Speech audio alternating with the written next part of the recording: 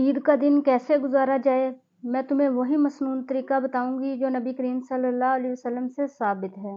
अस्सलामु अलैकुम वरहमतुल्लाहि वबरकातुहू। आप देख रहे हैं हमारा यूट्यूब चैनल दारुल इफ्ता ऑनलाइन।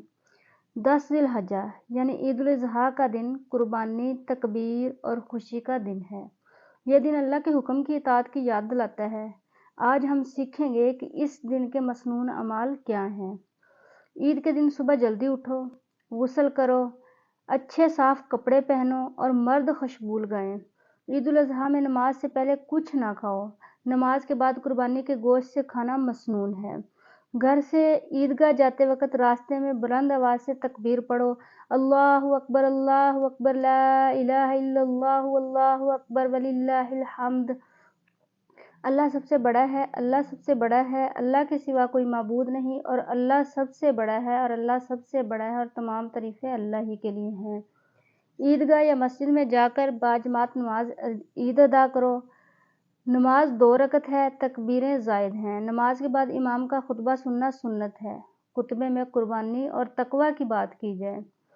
नमाज के बाद कुर्बानी का वक़्त शुरू होता है। कुर्बानी 10 ज़िलहज्जा से लेकर 12 ज़िलहज्जा के गुरूब आफ्ताब तक कर सकते हैं। जानवर बकरा, दुम्बा, गाय या ऊँट हो। गाय और ऊँट में 7 लोग शरीक हो सकते हैं।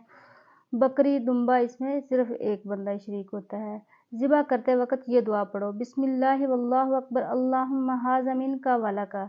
अल्लाह के नाम से, अल्लाह सबसे बड़ा है, ये तेरी तरफ से है और तेरे ही लिए है। गोश्त को 3 हिस्सों में तकसीम करो, एक हिस्सा अपने लिए, एक हिस्सा रिश्तेदारों के लिए, एक हिस्सा गरीबों के लिए। कुर्बानी के बाद रिश्तेदारों से मिलो, सुलह रहमी करो, बच्चों को ईदी दो, इनके चेहरे पर खुशी लाओ। 9 ज़िलहज्जा की फजर से 13 ज़िलहज्जा असर तक फ़र्ज नमाज के बाद तकबीर कहना वाजिब है। ये अयाम तशरीक कहलाते हैं। याद रखो, कुर्बानी का मकसद सिर्फ गोश्त खाना नहीं बल्कि अल्लाह का हुक्म मानना है और दिल में तकवा पैदा करना है। अगर आपको ये वीडियो अच्छी लगी हो या आपको इससे कुछ फ़ायदा मालूम हुआ हो तो इसको ज़्यादा से ज़्यादा शेयर करो और कमेंट करके बताओ कि हमारी अगली वीडियो जो है वो किस मौजू पर होनी चाहिए और हमारे चैनल को सब्सक्राइब कर दो। अल्लाह हाफ़िज़।